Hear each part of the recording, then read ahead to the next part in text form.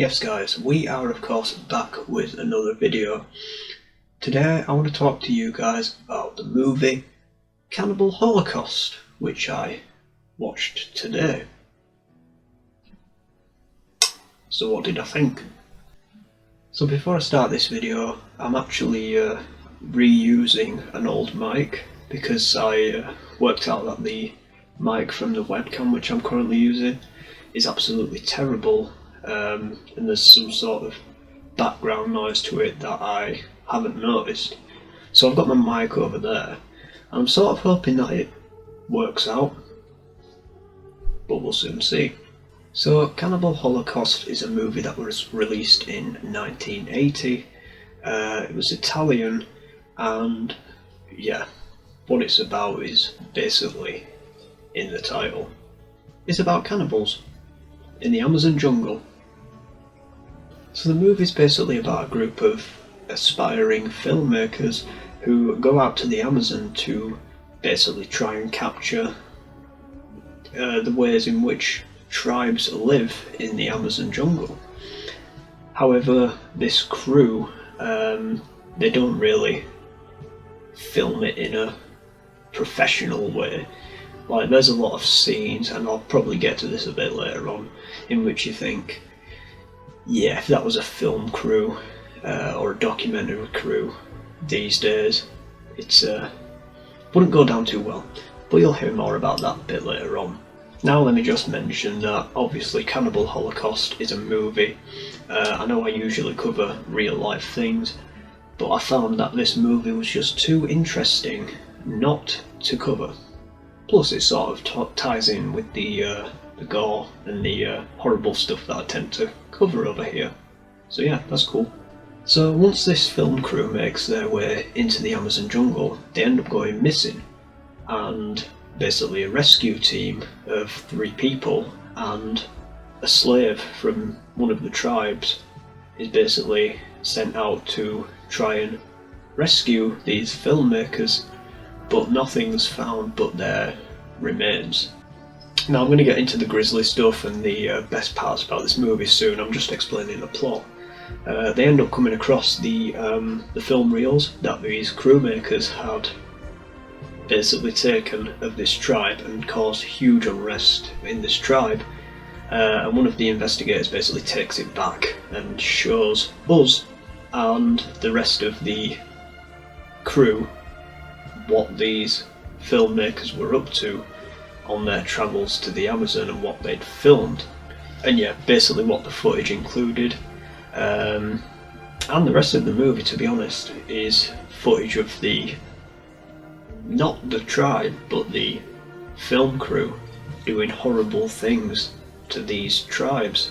So this whole movie is basically just a found footage film, and at the end the footage is basically destroyed. Nothing really happens, it's just guys going into a woods, finding some footage, watching that footage. We get to watch about half an hour of it, and that's basically the whole movie, to be honest. So, what horrible things do we see within this movie? Well, I'll just reel them off one by one, and you guys can decide which is the worst part, because there's a few. So, I guess the first thing that you see really is a woman's being dragged onto a beach by a tribesman, and she is viciously violated, both with a large rock up her private parts, as well as a huge mound of mud with nails in it, which is also shoved up her hole, you know what I mean. And she's also smacked in the head many times with a rock and killed. And this is meant to be a ritual which this tribe does. So once she's dead, she's dragged back onto the boat and sent across the river as a ritual. And that's the first disturbing part of the movie, I guess. Now, the next part of the movie, which I find quite disturbing, is a part where basically the 3 rescuers need to have a meal, and somebody finds a muskrat. If you don't know what a muskrat is, it's basically like a rat sort of looking thing. One of these geezers, he grabs a knife and he starts to cut the muskrat's throat, and the muskrat's squealing in the process. Obviously, it's not real, I don't think. We'll get to that a bit later on as well. He starts to cut this muskrat's throat and it's screaming, and he eventually kills it. There's blood all over it.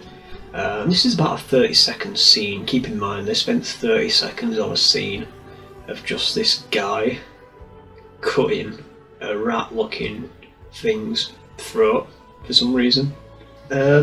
Yeah. Next gory scene.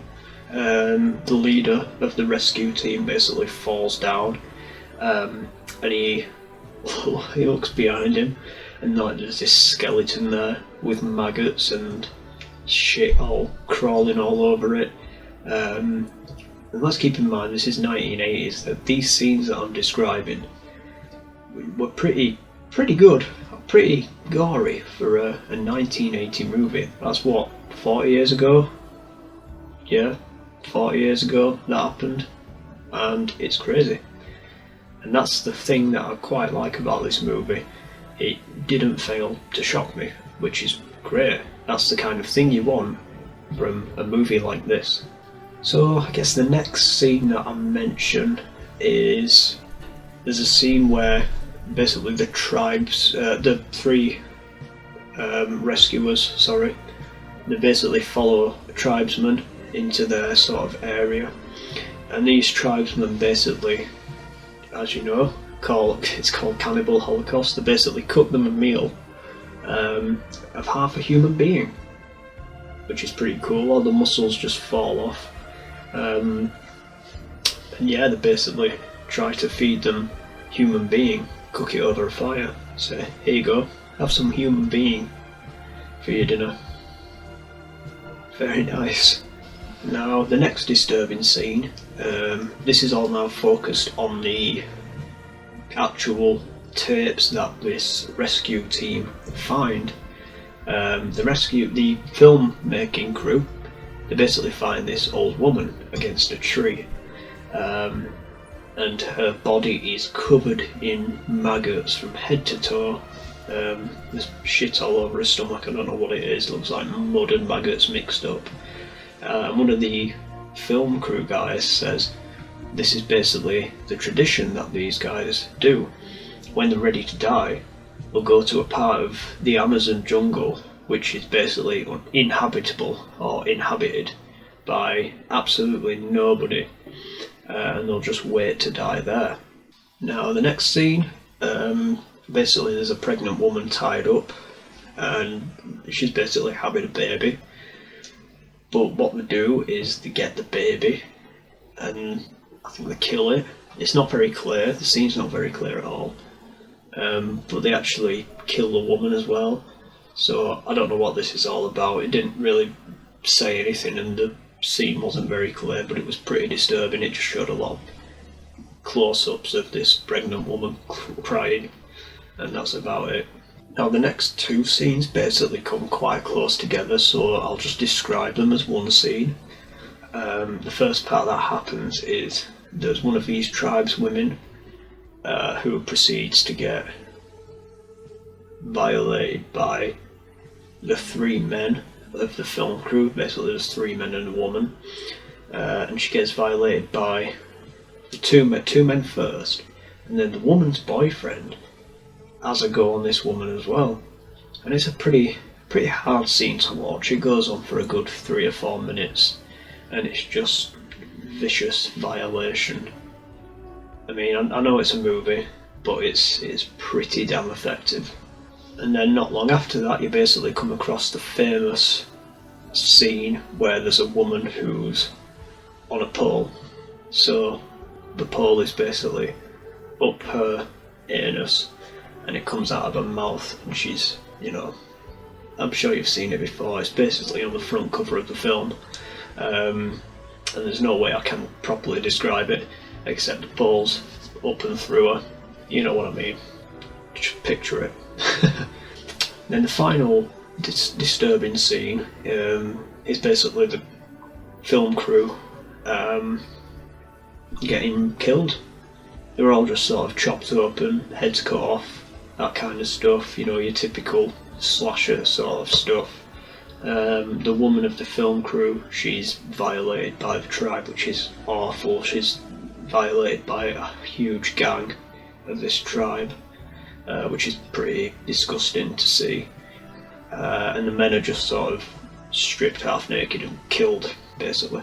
So, of course, with a movie like this, based in 1980, it was basically a pioneer for found footage films. So, due to this, there's three main subjects I'm going to talk about next, and these are snuff film allegations, censorship in many countries, and animal abuse allegations. So, snuff film allegations. What happened? Basically, the director was arrested and charged with allegations of creating a snuff movie. Obviously, it wasn't a snuff movie. Christ, I cannot speak.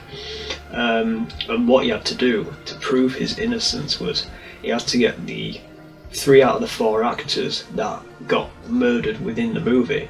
He had to get them to come and make a statement to prove his innocence. And it was passed over to many authorities. I think they even passed it over to French authorities at one point, but it was passed through the police and everything. And basically the director got arrested and done on the allegation of filming a snuff film. Obviously the charges were let go because he basically proved his innocence with these 3 actors. So nothing juicy really happened in the end. It was all just allegations, nothing more, nothing less. Even though the snuff film allegations were proven to be untrue, the movie was still banned in many countries, including the UK, Australia, Norway, the USA, for a long time. And this was due to, and this sort of ties in with the next part I'm going to talk about, it ties in with the animal cruelty stuff that went on, which unfortunately I do believe is true. Now I'm just going to read out the little list that I've got right here. It basically tells you what animals were actually harmed. Now if you've seen the movie, you do notice that it does actually say no animals were harmed in the making of this movie,